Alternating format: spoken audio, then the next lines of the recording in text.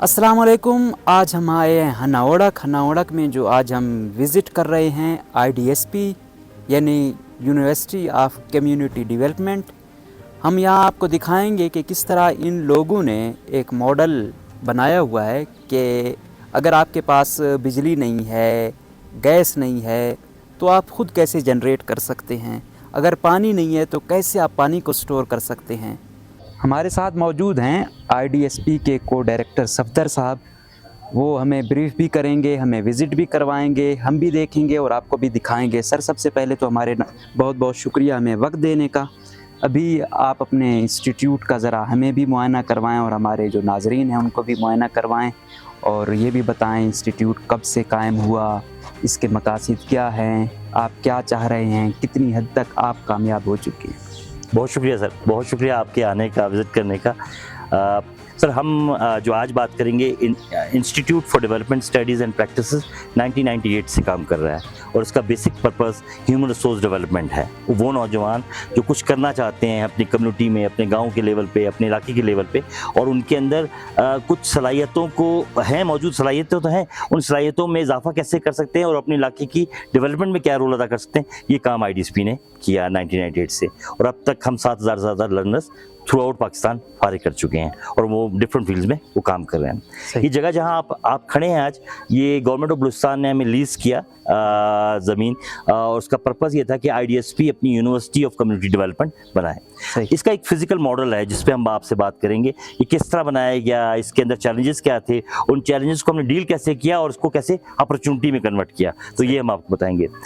जैसे आपने देखा कि आते हुए आपने देखा कि रास्ता नहीं है हमारे पास, तो नदी है और नदी में पानी होता है और बारिश का पानी बहुत तेज आता है तो हम इंतजार करते हैं, जब गुजर जाता है तो फिर हम आ जाते हैं, या अगर गाड़ी नहीं आ सकती तो हम पैदल आ जाते हैं। तो हम रुकावट हमने कभी भी नहीं बनने दिया, हमने उस रास्ते को इस्तेमाल किया डिफरेंट लेवल्स पे कि कभी भी पानी हो तो फिर हम रुक जाते हैं, इंतजार करते हैं, और जैसे पानी कम होता है तो हम आ जाते हैं। तो एक तो ये था, और इस चैलेंज को लाजिम बताए, एक बड़ा प्रोजेक्ट ही चाहिए। अगर बड़ा ब्रिज बनता है, बड़ा कोई रोड बनता है, तब ये मसला हल होता है, लेकिन हम इसका मतलब हमने लेकिन रुकावट नहीं बनी। आपको यहाँ पे पानी नहीं है हमारे पास, गैस नहीं है हमारे पास, और बिजली नहीं है। तो इन चीज़ों को हमने कभी मसला नहीं तस्वर किया, क्योंकि पूरा बलूचिस्तान है ही ऐसा, और आपको मेजॉरिटी बलूचिस्तान में आपको यही चीज़ें नहीं मिलेंगी। मगर हमने इन्हीं तमाम चीज़ों को देखते हुए देखा कि हमारे इन्वायरमेंट में ये तो नहीं है, लेकिन इसको कैसे हम डील कर सकते हैं। तो इन्हीं मसाइल को हमने अपॉर्चुनिटी में कैसे कन्वर्ट किया, वो मैं आपको बताऊंगा। सही। कोयटा में जी हमने जो डेटा लिया, जैसे आपने देखा पानी से ही बुनियाद है पानी, तो हमने अपना ट्रैक्टर खरीदा और ट्रैक्टर से हमने काम चलाया। मगर ट्रैक्टर लिमिटेड हद तक तो हमारा काम कर रहा था, मगर इन द लॉन्ग रन हमें कोई प्रॉपर सोर्स चाहिए था। तो हमने इसके लिए देखा क्या हो सकता है, तो फिर हमने कोयटा का डेटा लिया, वेदर में डेटा लिया कि कितनी बारिशें होती हैं। तो 20 साल और डेटा के मुताबिक हर साल 220 मिलीमीटर बारिश होती है। अब वो हर साल, ये एवरेज बता रहा हूँ जी, एवरेज बता रहा हूँ। तो जो बारिश होती है वो पानी जाता कहाँ है, तो आमतौर पर पानी ये ज़ाया हो जाता है, रोडों पे आ जाता है, नालियों पे आ जाता है, नदी नालों में ज़ाया हो जाता है। तो हम देखा ये जिसका मतलब है सोर्स तो है, मगर शायद हम इसको सही मैनेज नहीं कर रहे। सही। तो हम उसी चीज़ को देखते हुए हमने, अगर आप देखें तो छतें देखें, थोड़ी सी हमारी छतें चादर की बनी हुई हैं, जो यहाँ कोयटा में आमतौर पर यही छतों का डिज़ाइन होता है, और ये परनाला साथ लगा हुआ है। तो जितनी भी बारिश होती है छतों पर, ये परनाली में आती है, और परनाली से हमने इस पाइप से जोड़ के इसको हमने टैंक से जोड़ दिया। तो देखिए ये पानी आके यहाँ सेव हो गया, मतलब बारिश का पानी भी आप सेव कर रहे हैं। जी, हम सेव कर रहे हैं। सही। और फिर इस पानी को आप कहाँ जी बता दो। ये पानी का जो एक रिजर्वायर है, इस तरह के हमने कोई करीबन 10 के करीब रिजर्वायर्स बने हैं। 1000 गैलन का टैंक है, तो 10,000 गैलन पानी आप समझ लें हमारा स्टोर है। जबकि हमारी अपनी, क्योंकि हमारी कैलकुलेशन के मुताबिक मैं बता रहा हूँ कि हम इतना पानी सेव कर सकते हैं जिससे 2 से ढाई महीने की अपनी जरूरतें पूरी कर सकते हैं। जबरदस्त। इतना पानी है, मगर शायद हम इसको इस्तेमाल नहीं कर पा रहे या सेव नहीं कर पा रहे। मतलब आप ये कह सकते हैं कि अगर यहाँ पे हर फर्द उसके पास पानी है, अगर वो बारिश का पानी सेव करे तो उसका गुजारा हो सकता है। बिल्कुल हो सकता है, बिल्कुल सारा हो सकता है। तो अल्लाह ताला एक सोर्स तो दे रहा है आपको, मगर शायद हम उसको सही यूटिलाइज नहीं कर रहे। ठीक। पानी की कमी ऐसे पूरी की जा रही है, की जा सकती है। और एक एग्जांपल आप सामने ये देखिए, ये भी बारिशें हुई हैं, टैंक फुल है यहाँ पे। अच्छा सर, आपकी बात जहाँ दूसरी बात रही, इस पानी की करते क्या, इसको हम एग्रीकल्चर के लिए और डोमेस्टिक यूज के लिए इस्तेमाल करते हैं, क्योंकि सर पानी का पीने का पानी हमारे पास आ रहा है, वो हम टैंकर से ले आते हैं, मतलब वो उतना ज्यादा क्वांटिटी नहीं चाहिए होती, मगर जो एग्रीकल्चर है या डोमेस्टिक है उसके लिए ये क्वांटिटी चाहिए होती है। तो इसको हमने वो रिसाइकिल किया जा सकता है, लेकिन हमने नहीं किया, हम इसको एग्रीकल्चर के लिए इस्तेमाल कर रहे हैं। जबरदस्त जी, और ये इस्तेमाल किया। इस तरह के आपको हर छत, हर जितनी भी छतें यहाँ नजर आएंगी, सब छत के साथ आपको टैंक मिलेगा। मतलब जो पानी छत पे आया वो स्टोर हो गया, वो स्टोर हो गया। जबरदस्त। मगर क्योंकि वसाइल एक लिमिटेड है, तो वो पानी आमतौर पर जाया हो जाता है, इससे एक्सेस में होता, जाया हो जाता है। जी जी। हम चाहते हैं कि अगर हमें कोई रिसोर्सेज मिल जाए तो ये पानी भी हम सेव कर लें। दूसरी बात सर ये थी कि पूरा आप जिस इलाके में आए हैं और देख रहे हैं, आप पहाड़ भी हैं, तो यहाँ पे मुख्तलिफ जड़ी बूटियाँ हैं, मुख्तलिफ जानवर हैं, मुख्तलिफ किस्म के दरख्त हैं और मुख्तलिफ किस्म के हशरात हैं। बेशक असल जगह तो उनकी है ना, हम तो बाद में आए हैं। और आमतौर पे हमारे यहाँ जो नया अंदाज आया है कि जहाँ भी आप आए केमिकल डाल के उन तमाम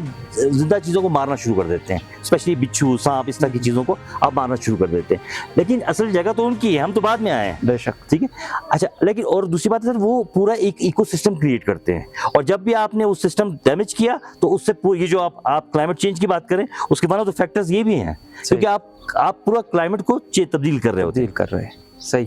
तो इस पे हमने सर ये किया कि हमने किसी चीज को मारा नहीं, लेकिन हमें ये खतरा था कि हमारी वजह से उन्हें नुकसान ना हो और उनकी वजह से हमें नुकसान ना हो। तो इस पे हमने जब रिसर्च की तो पता चला लहसुन, प्याज, मैरीगोल्ड, लिवेंडर्स, अगर ये 4 चीजें लगाएं तो इससे ही चीजें भाग जाती हैं, दूर हो जाती हैं। तो ये देखिए लहसुन लगाओ सर। सही। तो इसको लगाने के वजह यही है, लहसुन लगाने की वजह ये है कि इनको दूर रखा जाए। हम ये कह रहे हैं और हम दावे से इसलिए कह रहे हैं कि हम खुद यहाँ रहते हैं, तो ये मैं कह रहा हूँ खत्म नहीं हो गए, मगर बहुत कम हो गए, मतलब दूर रहते हैं क्योंकि इसकी स्मेल है ना, इसकी फ्रेग्रेंस से वो रिपल होते हैं, रिपल इफेक्ट करता है, तो ये हो गया।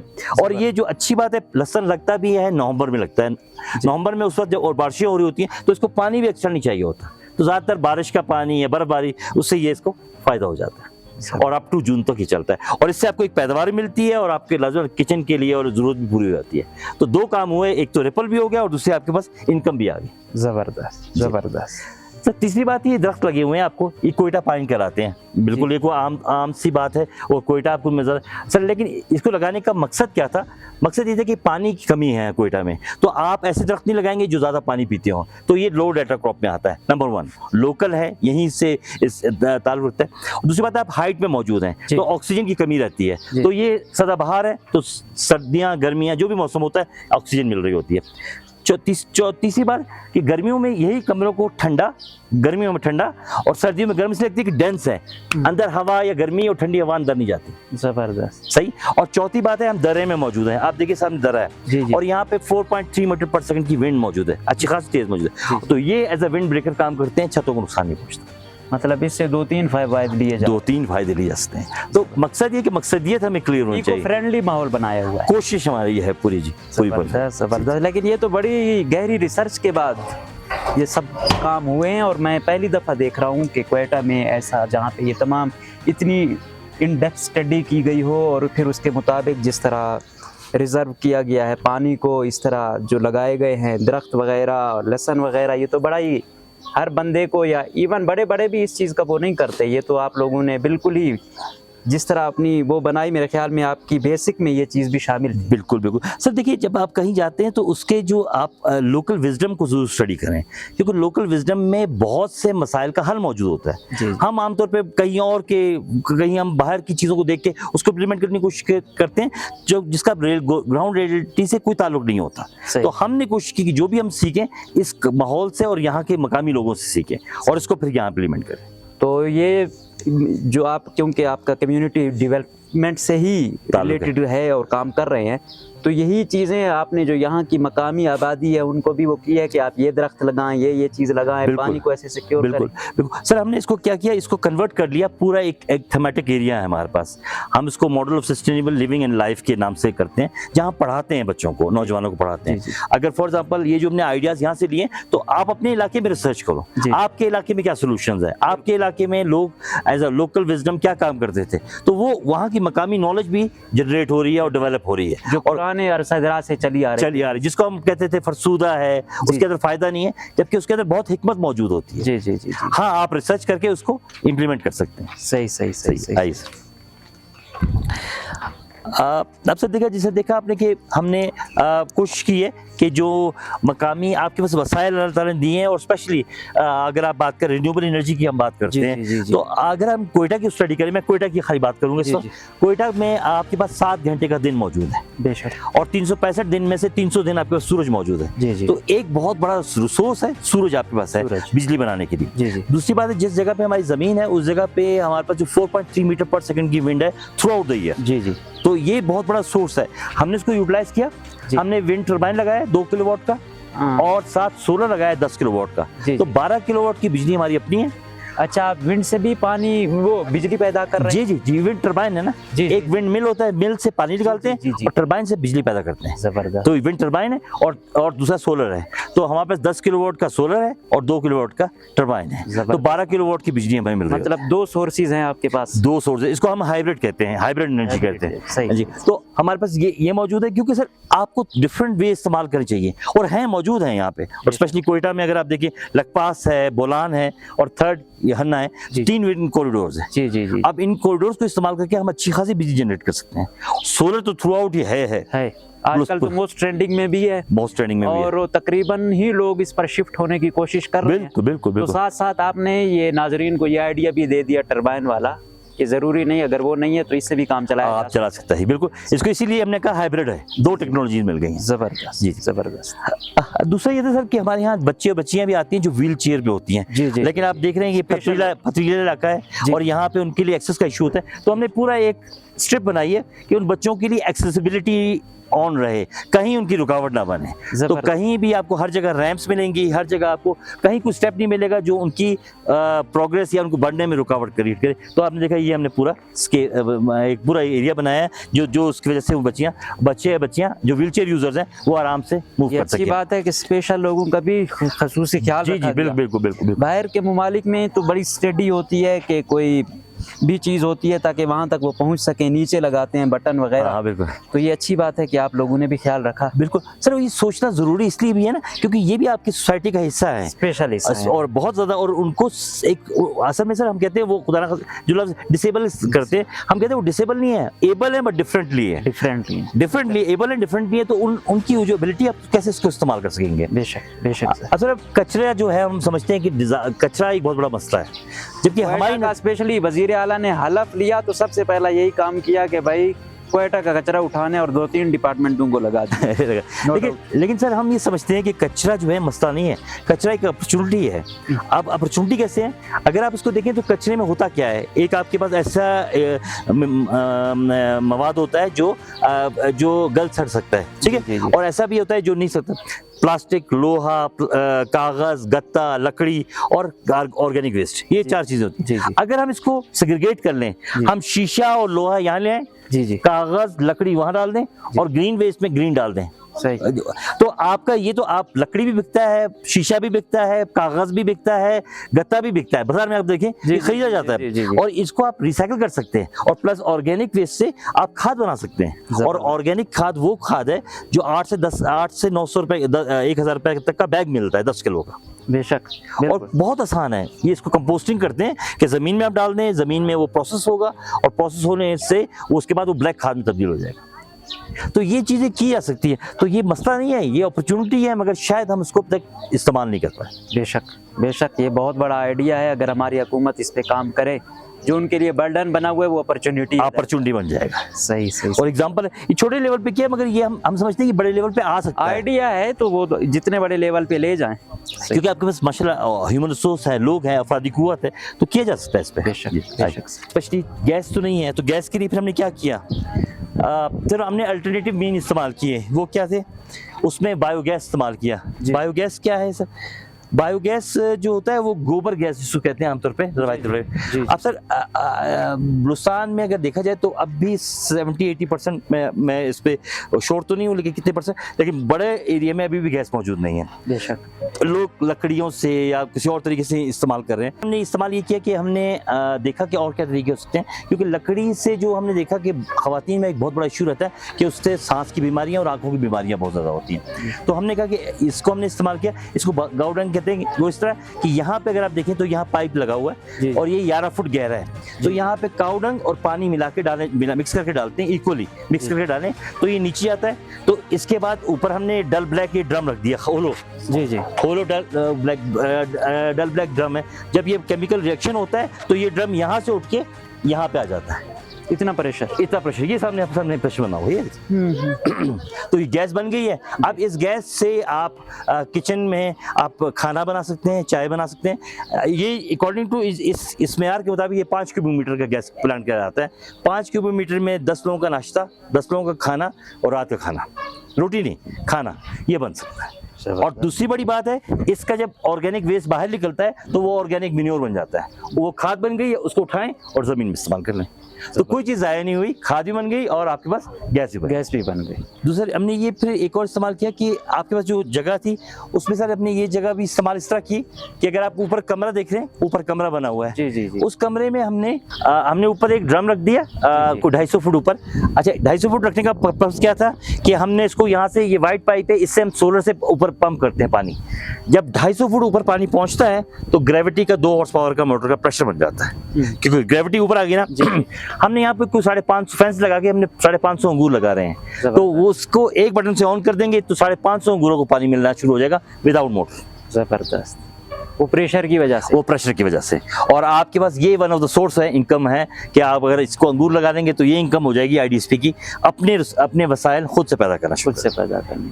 अब सर यहाँ पे क्योंकि ज़मीन नहीं थी हमारे पास और जो इलाका था वो पथरीला था, तो यहाँ हमने कुछ 250 ट्रक मिट्टी डाली है। और यहाँ पे हमने पहले स्टार्ट तो किया था कि हम यहाँ फूल लगाते थे, और वो फूल जिसको कट फ्लावर कहते हैं जो बाजार में बिकते हैं, तो यहाँ फूल लगा के फिर बाजार बेचते थे। तो आईडीएसपी की वन ऑफ इनकम सोर्स था कि इस तरह हम अपने लिए खुद से रकम जमा करें और अपने कोर्सेज, अपनी ट्रेनिंग्स करवा सकें। और सर जैसे अपने आवाज सुन रहे होंगे, ये पानी वो पानी है जो हम नदी में पानी आ रहा है, उस पानी को हम सोलर ट्यूबवेल से अपलिफ्ट करते हैं और यहाँ ले आते हैं, और इसको फिर हम अपने एग्रीकल्चर के लिए और अपने जो यहाँ सब्जियां दरख्त लगाए हों उसके लिए इस्तेमाल करते हैं। दूसरा सर यहाँ पे हम जगह बनाई, जमीन बनाई, और जमीन बनाने का बेसिक मकसद ये था कि हम अपनी सब्जियां और ऑर्गेनिक हो और लोकल सीड को इस्तेमाल करते हुए बनाएं। तो यहाँ पे हम सब्जियां ग्रो करते हैं जो हमारे किचन में भी, और जो एक्सेस में होती है उनको इजाफी होती है उनको हम बाजार में सेल आउट करते हैं, और उसी से हम रेवेन्यू भी जनरेट कर रहे होते हैं। तो मकसद ये था कि आपके पास वसाइल हैं, उन चीजों को कैसे इस्तेमाल करके अपने वसाइल पैदा की जाए। वैसे आप लोगों का जो एरिया है ये फ्रूट्स के हवाले से, बागात के हवाले से भी बड़ा मशहूर है। बहुत मशहूर एरिया जी, बहुत मशहूर है। आबोहवा बहुत अच्छी है यहाँ पे। बस सर यही है कि हमारे यहाँ चैलेंज रहा हमेशा से, वो पानी का बहुत बड़ा चैलेंज रहा।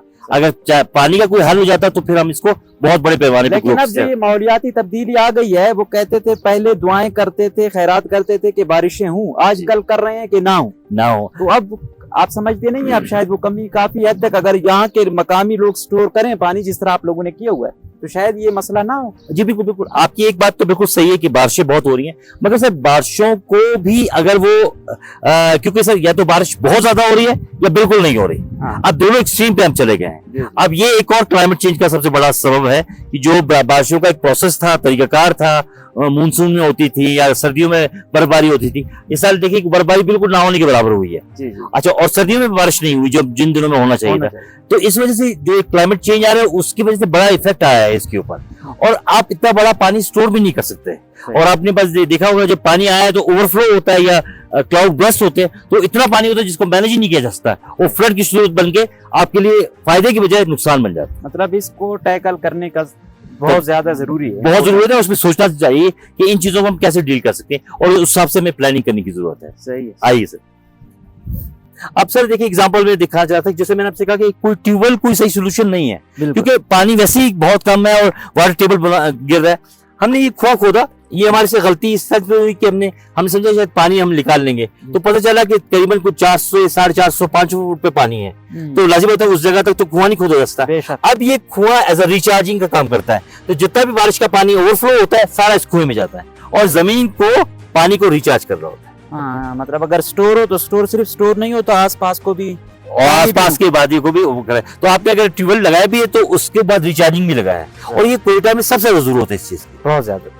ठीक है। बहुत ज्यादा। अगर इस तरह के कुएं और इस तरह की वेल्स बनाए जाए, जिससे क्या होगा, रिचार्जिंग आप दोबारा जमीन कर रहे होंगे, तो क्योंकि और तो कोई तरीका है नहीं, हमारे यहाँ कोई और पानी के रिसोर्सेज नहीं है, तो बेशक। यही बारिश का तरीका है। इस पानी को भी अगर हम इस तरह कैच कर लें तो हम बहुत बड़ा पानी हम सेव कर सकते हैं। जबरदस्त। दूसरी बात सर है कि ब्लूसान को अगर देखा जाए तो ब्लूसान का जो रेवेन्यू है मोर देन 40% आपका लाइफ स्टॉक से आता है, लाइफ स्टॉक से, ठीक है। बिल्कुल। और हम इसको शायद अहमियत नहीं देते, नहीं देते मतलब सर। खाली ये नहीं कि लाइफ स्टॉक खाली गोश्त मिल रहा है आपको, उसके बाल मिल रहे हैं जिससे आप धागा बना सकते हैं, आप एक बहुत बड़ी सनत जनरेट कर सकते हैं। तो आईडीएसपी ने भी एक मॉडल बनाया है अपना, जी। और हमने अपने मकामी जानवरों को यहाँ पे ग्रो किया, और हर साल हम तकरीबन 12-13 लाख रुपए जनरेट कर रहे होते हैं। वो जबरदस्त। इतनी रकम है कि कम से कम वो जो हमारे अपने पास जो इसके खुराक की अपनी चीजें वो पूरा कर रहे हैं। अब आप देखेंगे एक छोटा सा मॉडल बनाया है जहाँ पे हमने लोकल जो मकामी ब्रीड है वो इस्तेमाल की, वो रखी, और यहाँ पे हमने ग्रो किए।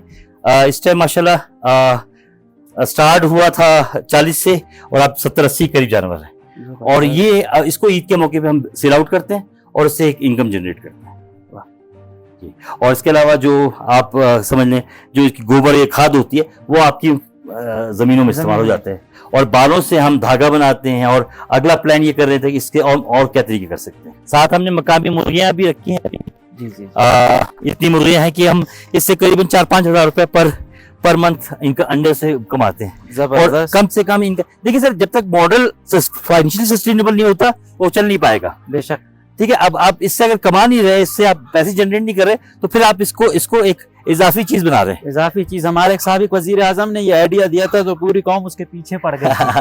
लेकिन सर, तो लेकिन आप प्रूव कर रहे हैं कि आप मंथली छोटे से सिस्टम में 4-5 हजार कमा रहे हैं। कमा रहे हैं, बिल्कुल कमा रहे हैं, हम कमा रहे हैं। और कम से कम इनकी अपनी खुराक, अपनी चीजें पूरी हो रही हैं। जबरदस्त। छोटा मॉडल है, लेकिन हमने मॉडल बताने का मकसद था कि नौजवान कर सकते हैं। ये मॉडल है बेसिकली, Basically। इसका बेसिकली मकसद ही यही था कि आपने आइडिया देना है ना, कि हाँ। आपने उसे। कर सकते हैं। सर ये तो इंस्टीट्यूट ना हुआ, ये तो इंस्टीट्यूशंस हो गए। बहुत शुक्रिया सर। बस सर, हमारी छोटी सी कोशिश है, देखिए अभी आप मामा आई। सर ये एक छोटी सी जगह है, नर्सरी है, और इसके पीछे एक मकसद ये भी था कि नौजवानों को हम एंगेज कर सकते हैं कि भाई आप क्यों बाहर की नौकरियों के पीछे पड़े हुए हैं। आप छोटे से स्पेस को, आप देखिए ये छोटा सी जगह है, जी जी। और अगर इसको सही तरह डेवलप कर दिया जाए, जी। या सही तरह आप इसमें से फूलों की नर्सरी का बनाए, तो ये आपको ऑलमोस्ट 2-2.5-3 लाख रुपए पर ईयर आमदनी दे सकती है। इसके पीछे जो खालिक कहें, इसके पीछे जो इसकी मेहनत करने वाले ये मामा जी। माशाल्लाह। अब एक फ्लावर जो है 3-3, 4-4 सौ का बिकता है बाजार में। हाँ हाँ। अगर कोई बच्चा भी, क्योंकि उस पे थैली की एक चाहिए होगी, टोटल काम नहीं, और एक बीज चाहिए होगा, और इस पे थोड़ी सी मेहनत चाहिए होगी, तो आप खुद सोचे कितना अच्छा आप रेवेन्यू जनरेट कर सकते हैं। बिल्कुल, आजकल तो ये बहुत बड़ा कारोबार है। बहुत बड़ा आप देख business रहे है। होंगे एक रोड पे 3-3, 4-4 आपको नर्सरी मिल नर्सरी जाती मिल है। जाए, बिल्कुल तो बिल्कुल। ये भी बेहतरीन देखिए, idea और आप सामने है ये सारी चीज, कोई इसमें बाहर की चीज नहीं है, मकामी तौर पे वही बांस इस्तेमाल किया गया, और ये चटाई इस्तेमाल की गई, और इस पे बस जब सर्दियों में शॉपर लगा देते हैं, गर्मियों में शॉपर डाल।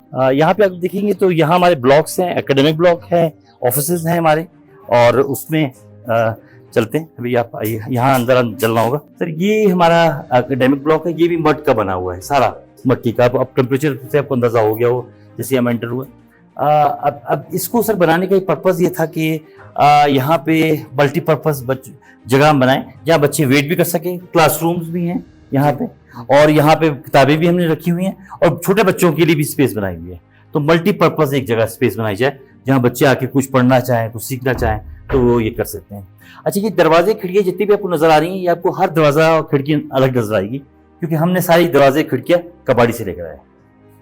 कोई दरवाजा और खिड़की नया नहीं है, और ये हम जान के क्यों कर रहे हैं, और क्योंकि सर हमने कहा कि दरख्त नहीं काटना चाहिए इस वक्त जब आपके क्लाइमेट चेंज के इतने बड़े मसाइल हैं। और अगर अंदाजा, मैं ऐसे आपको एग्जांपल दूं कि जितने दरवाजे खिड़कियां इस पूरी बिल्डिंग में लगी हैं, तो 100 दरख्त कटते और 100 घोंसले भी टूटते। सही, तो हमने शायद कोई एक घोंसला भी तोड़ने नहीं दिया, क्योंकि ये सारा जो दरवाजे खिड़कियां हैं ये कबाड़ी से हम लेकर आए, और हमें कबाड़ी से मिला क्या, सागवान और देयार मिला, जो सबसे एक्सपेंसिव लकड़ी। ये आप कहते देखें, ये एक और मैगजीन, मुख्तलिफ मैगजीन्स हैं। अब ये बच्चों की जो अपनी स्टोरीज हैं, वो पूरा कम्युनिटी लीडर्स की स्टोरीज है, तो हर बच्चे की अपनी कहानी होती है। कि किस तरह वो इस जगह तक पहुंचा, तो पूरी कहानियां डॉक्यूमेंट की गई हैं। अब ये हमारे पास एक ग्रुप है जो बलूचिस्तान की रिन्यूएबल एनर्जी की पूरी बलूचिस्तान के लिए, गवर्नमेंट ऑफ बलूचिस्तान के लिए एक उनकी एक पॉलिसी बना के दे रहा है, ड्राफ्ट करके दे रहा है। तो आप देखिए यहीं के मकामी नौजवान थे, इनको हमने एंगेज किया, इनकी तरबियत की। अब यही असेसमेंट स्टडी हो चुकी है और गवर्नमेंट ऑफ बलूचिस्तान ने इसको एक्सेप्ट कर लिया और अब पॉलिसी की तरफ जा रहे हैं। तो यहीं के मकामी बच्चे हैं जो काम कर रहे हैं, ठीक है। और इसी तरह अगर आप देखें तो हमने बच्चों के साथ मिलकर पश्तो का और लोकल ज़बानों पर भी कायदा बनाया, क्योंकि लोकल मवाद बहुत सा मौजूद है मगर शायद हम उसको सही डॉक्यूमेंट नहीं कर पाते या उसको हम मैनेज नहीं कर पाते। तो ये कायदा भी यहीं के मकामी बच्चों ने डेवलप किया। तो इस तरह की, और ये आपको बड़ा इंटरेस्टिंग है कायदा। हमारी बात हो रही थी नाबीना बच्चों के साथ। नाबीना बच्चों से हमने सवाल किया कि आप ख्वाब देखते हैं, तो उन्होंने कहा जी हम ख्वाब देखते हैं, मगर दो उसमें ग्रुप्स हैं। एक वो ग्रुप है जो बाय बर्थ ब्लाइंड है, जिनको कलर्स का नहीं पता, मगर ऐसे एक बच्चों का ग्रुप है जो एक्सीडेंटल ब्लाइंड हुए थे। तो उन्होंने कहा कलर्स है लेकिन हम ख्वाब देखते हैं। तो उन्होंने हमने कहा कि आप क्या हम मिलके कुछ बना सकते हैं। तो ये तमाम कायदा जो है, ये तमाम बुक जो है मेरी दुनिया के नाम से, ये ब्लाइंड बच्चों ने बनाई है। उन्होंने खुद बनाई है, खुद लिखी है। जितनी कहानियां हैं उनकी लिखी हुई हैं, ये सारी कहानियां उनकी लिखी हुई हैं। क्योंकि उनसे जब बात की तो उनके पास एक सॉफ्टवेयर होता है जैज़ के नाम से, उन्होंने वो बना के हमें भिजवाई, हमने उसको टाइप करवाया और एक सारी कायदा आपका तैयार हो गया और इसका नाम मेरी दुनिया रखा गया। जबरदस्त। ठीक है, सही। तो आप नौजवानों से अगर काम करें तो बहुत कुछ वो डेवलप कर सकते हैं, बनाते हैं। आइए, और ये हमारी लाइब्रेरी है जी।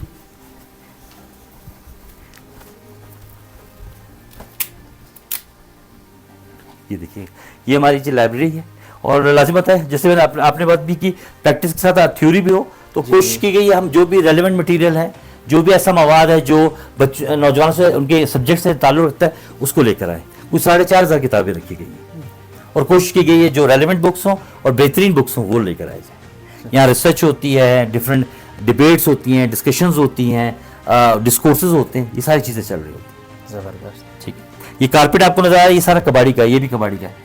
अब क्यों हमने कबाड़ी का लाया? क्योंकि हम समझते हैं कि जो आप चीज़ें हैं, अगर बच्चों के लिए लैपटॉप लेते हैं या कोई ऐसी चीज़ लेते हैं जिससे उसकी स्किल डेवलप हो, वो बेहतर है एज कम्पेयर टू इस पर खर्चा करने के बजाय। सही। और इसको बने हुए कितना अरसा हो गया सर? इसको बने 10 साल हो गए। 10 साल हो गए। पर इस बिल्डिंग की बात कर रहा हूँ, 10 साल हो गए बिल्डिंग। सही सही। तो ये बारिशें वगैरह इससे मुतासिर नहीं होता आपके सामने? सही। हाँ, कहीं लाजमत मेंटेनेंस चाहिए होती है हर बिल्डिंग के लिए। कहीं कहीं आपको नजर आएगा, कहीं कहीं पानी की वजह से खराब हुए हैं, लेकिन वो भी पूरी मैनेजमेंट है। और सर मेंटेनेंस में रोजगार जनरेट होता है। बेशक। ये हम कहते हैं कि मेंटेनेंस का इजाफी खर्चा नहीं है, वो रोजगार जनरेट कर रहा होता है और वो भी ज़रूरी है। जी जी जी जी, बिल्कुल। मेंटेनेंस तो लाजमी है, लेकिन